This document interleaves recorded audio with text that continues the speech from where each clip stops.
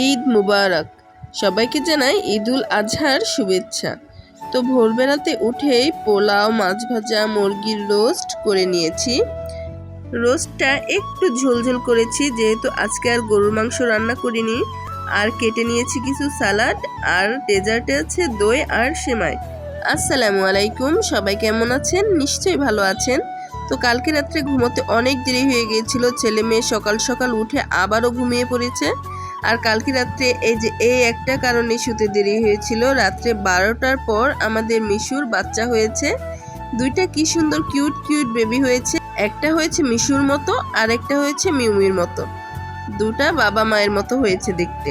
তো আমি মিশুকে একটা মাছ ভাজা দিচ্ছিলাম, তো একটু শুকে আবার ওর বাচ্চাদের কথা চিন্তা করলো, ওর বাচ্চারা হয়তো খাচ্ছে, ও তাই নিজে খেলো না।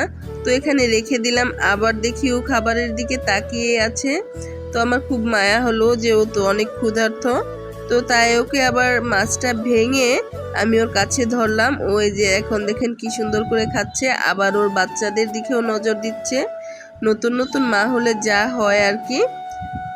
আর এই মিশুর নতুন মা হবার খুশিতে আমাদের বাড়ির সবার কাল রাত্রে ঘুমোতে অনেক লেট হয়ে গেছে। এদিকে কিছুক্ষণ পর এই যে দেখেন মিশু বেচারা কি করছে, আমার মেয়ের সাথে এসে শুয়ে আছে ওর বাচ্চাদের ফেলে।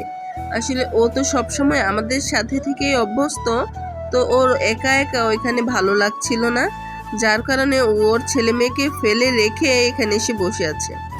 এই তো দুপুরের পর মাংস চলে এলো বাড়িতে, কোরবানির মাংস।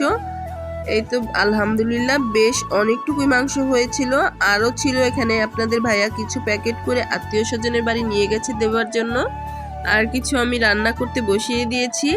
আর এখানে রয়েছে এগুলো আপনাদের ভাইয়া আসলে আরও কিছু আত্মীয় স্বজনদের দেওয়ার জন্য প্যাকেট করবে ইনশাল্লাহ।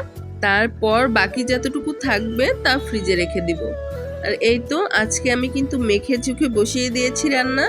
প্রতি বছর কুরবানি ঈদে কিন্তু এরকম বড় বড় পিস সুন্দর করে মশলা দিয়ে মেখে তরকারিটা বসিয়ে দিই। ঈদের দিন কিন্তু আর কষিয়ে রান্না করি না, এরকম বড় হাঁড়িতে বেশ অনেকটুকু মাংস, আর পিসগুলিও এরকম বড় বড়। ঈদের দিন এইভাবে রান্না না করলে যেন ভালোই লাগে না, তৃপ্তিই হয় না যেন। তো এরকম করে কে কে রান্না করেন অবশ্যই কমেন্ট করে জানাবেন। আর এদিকে এই যে দেখেন সকালে যে কম কম রান্না করেছিলাম সেগুলোই কিন্তু বেঁচে ছিল।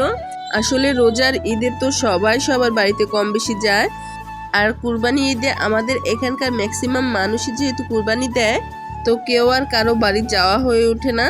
সবারই মাংস বানাতে মাঠে যে আস্তে আস্তে একেবারে বিকেল গড়িয়ে প্রায় সন্ধেই হয়ে যায়। তো এদিকে আমার রান্নাটা কমপ্লিট, দেখতে কিন্তু খুব ইয়াম্মি লাগছিল। আর তাছাড়াও কুরবানির মাংসে রহমত থাকে, বরকত থাকে। এই মাংস যতই মশলা ছাড়া রান্না করেন খেতে কিন্তু অনেক অনেক টেস্ট লাগে। আর এই যে দেখেন মাংসটা কত সুন্দর সিদ্ধ হয়েছে, আলহামদুলিল্লাহ। রান্নাটা যেমন দেখতে সুন্দর হয়েছিল, খেতেও কিন্তু ঠিক তেমনই মজার হয়েছিল। তো আজকের ভিডিও এই পর্যন্তই। ভালো লাগলে অবশ্যই একটা লাইক দিবেন। Thank you for watching. আল্লাহ হাফেজ।